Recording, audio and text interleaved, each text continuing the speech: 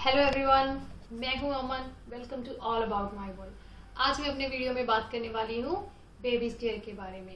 तो let's start.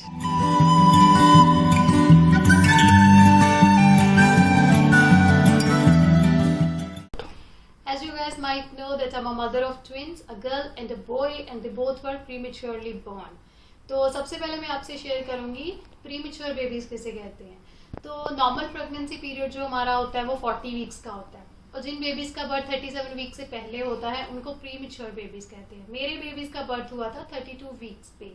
तो 32 weeks पे जिन बच्चों का बर्थ होता है उनको एक्स्ट्रा केयर चाहिए होती है, और उनका वेट होता है जो वो नॉर्मल बेबी के वेट से बहुत कम होता है। जिन बच्चों का बर्थ फुल टर्म पे होता है, लाइक 40 वीक्स के बाद होता है, तो उनका मिनिमम जो वेट होता है वो 2.5 होता है। इससे ज़्यादा भी हो सकता है, like 3 kg, 3.5 kg and 4 kg तक जाता है। बट मेरे बेबीज का बर्थ, मेरा जो बेबी बॉय है उसका वेट था 1.5 kg, एंड जो मेरी बेबी गर्ल है उसका वेट था 1.2 kg। बच्चों का वेट कैसे इंक्रीज करना है इस पे मैं एक अलग से वीडियो बनाऊंगी। तो आज फिलहाल मैं ये बात करूंगी कि नॉर्मल बेबीज का जो वेट होता है वो प्रीमेच्योर बेबी के वेट से बहुत ज्यादा डिफरेंस होता है।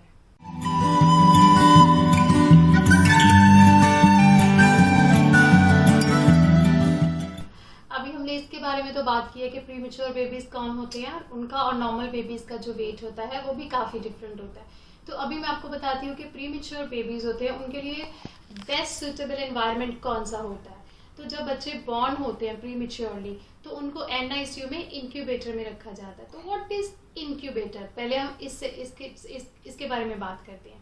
तो इंक्यूबेटर क्या होता है? एक seal, it's like a glass container, a sealed glass container which provide warm and protective environment to baby। लेकिन जब आप बच्चे को घर पे लेके आते हो, जब डॉक्टर डिस्चार्ज कर देते हैं, जैसे मेरे बेबी जब बॉर्न हुए थे तो उसके 22 डेज के बाद वो हॉस्पिटल से डिस्चार्ज हुए थे। तो घर पे भी आपको बच्चे के लिए जिस रूम में आप बच्चे को रख रहे हो उसको आपने नॉर्मल टेम्परेचर पे रखना है, जैसे कि वार्म, थोड़ा सा बच्चे को वार्म रखना है।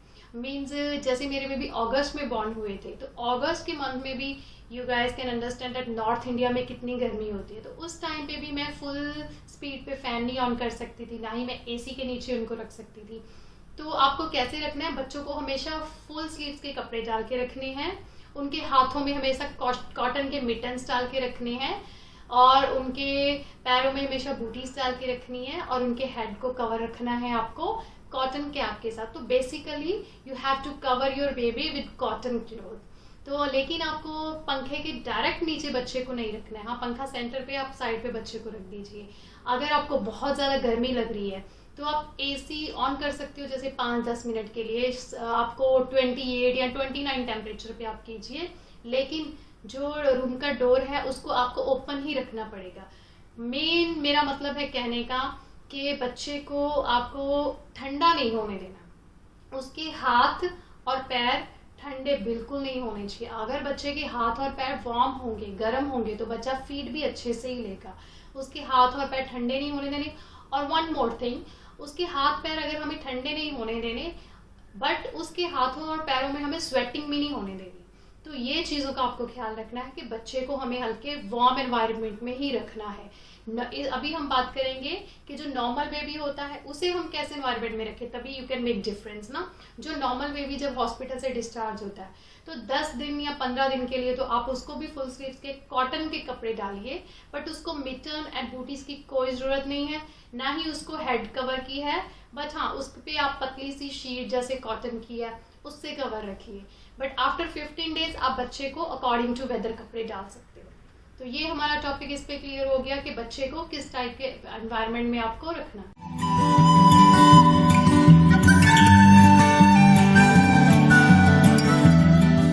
Now I will discuss what other precautions you should take जब आप बच्चे को घर पे लेके आते हो।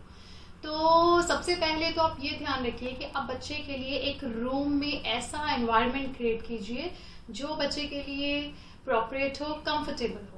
तो आप बच्चे को उस रूम से ज़्यादा बाहर मत लेके जाइए, पब्लिक प्लेसेस पे तो बिल्कुल ही नहीं। आप घर पे भी मेक श्योर कीजिए कि बच्चा एक ही रूम में रहे, और उस रूम में आप विजिटर्स को तो बिल्कुल अलाउ मत कीजिए, बिकॉज जो प्रीमेच्योर बेबीज होते हैं वो बहुत ज़्यादा सेंसिटिव होते हैं, बहुत इजीली वो इन्फेक्शन कैरी कर सकते हैं, बिकॉज उनका जो इम्यून सिस्टम होता है वो बहुत ज़्यादा वीक होता है। तो मेरे जब बेबी बॉर्न हुए तो मैं उनको 6 मंथ के लिए बिल्कुल भी बाहर नहीं लेके गई थी, और ना ही कोई अलाउ था उनके रूम में आने के लिए, because because pre mature babies जो होते हैं ना, हमें समटाइम्स पता ही नहीं चलता सोर्स ऑफ इन्फेक्शन कि कहाँ से हो रहा है बच्चे को। तो प्लीज़ इस बात का आप ध्यान दीजिए, विजिटर्स बिल्कुल अलाउ मत कीजिए, और जो भी बच्चों के रूम में आ रहा है वो अपने चप्पल स्लीपर्स रूम से बाहर ही उतार के आए। और जब मदर फादर जो भी बच्चे को टच कर रहा है, जो भी बच्चे को संभाल रहा है, तो वो भी मेक श्योर करें कि हमेशा अपने हैंड वॉश करके सैनिटाइज करके ही बच्चे को टच कीजिए। तो एक और बात का ध्यान जो आपको रखना चाहिए वो ये है कि जैसे आप बच्चे को अगर आपने बच्चे को कॉट में, क्रिब में, कहीं भी लेटाया हुआ है, बच्चे के लिए जो आपने स्पेस मीन्स बनाई हुई है, अगर बेड पे है सिंपल, तो आप क्या कीजिए, बेड पे आप बच्चे को एक अलग बेडशीट के ऊपर आप एक अलग डबल करके फोल्ड करके एक बेडशीट बिछाइए, जिसपे सिर्फ बच्चा ही हो। मदर और फादर जब भी बच्चे को फीड करवा रहे हो या टच कर रहे हो, तो मेक श्योर कि आप भी उस बेडशीट को बिल्कुल टच मत कीजिए, उस एरिया को, आई मीन टू से, जहाँ पे बच्चे को आपने लेटाया हुआ है। तो ये तो हो गया कि हम बच्चे को कैसे प्रिकॉशंस ले सकते हैं। अब एक और बात जो बहुत इंपॉर्टेंट है वो मैं बताऊंगी कि प्री मेच्योर बेबीज या नॉर्मल बेबीज भी जो होते हैं, उनके भी जो कपड़े हैं आपको किस टाइप के डिटर्जेंट में धोने हैं। तो नॉर्मल जो डिटर्जेंट्स होते हैं हमारे, वो बहुत ज़्यादा केमिकल वाले होते हैं और वो स्किन फ्रेंडली होते नहीं हैं। तो जो प्री मेच्योर बेबीज होते हैं या जो नॉर्मल भी बेबी होते हैं बॉर्न, उनकी जो स्किन होती है बहुत ज़्यादा सेंसिटिव होती है। तो आप बच्चे के कपड़े धोने के लिए एक अलग से डिटर्जेंट बाय कर सकते हैं, जो मार्केट में अलग अलग ब्रांड्स में अवेलेबल हैं, जो बच्चे को कपड़े के लिए बहुत अच्छे रहते हैं। तो मैं कौन सा यूज़ करती थी लिक्विड, अगर आपको वो जानना है तो प्लीज़ कमेंट सेक्शन में बताइए, मैं आपको बताऊंगी कि मैंने कौन सा ब्रांड यूज़ किया था। तो आप बच्चे के कपड़ों को गर्म पानी में वॉश कीजिए और उसको अच्छे से धूप में सुखाइए, और जब कपड़े, जैसे बच्चे के कपड़े सूख जाने के बाद जब आप उसको रैप करते हो, तब भी अपने हैंड वॉश करके फिर उनके कपड़े उतारिए एंड फोल्ड करके अच्छी जगह पे रख दीजिए। अब बात करते हैं कि कई लोग ये डिटर्जेंट्स जो आते हैं बच्चों के लिए वो थोड़े एक्सपेंसिव साइड होते हैं, तो नहीं अफोर्ड कर सकते। तो आप क्या कीजिए, आप नॉर्मल सिंपल सा जो सोप होता है कपड़े धोने वाला, उससे वॉश कीजिए, या बहुत ही लाइट डिटर्जेंट्स उससे वॉश करके अच्छे से गर्म पानी से आप धो लीजिए, ताकि उसमें कोई भी केमिकल या जो भी आपको लगे कि हार्श हो सकता है स्किन से, वो सब निकल जाए गर्म पानी से वॉश करके।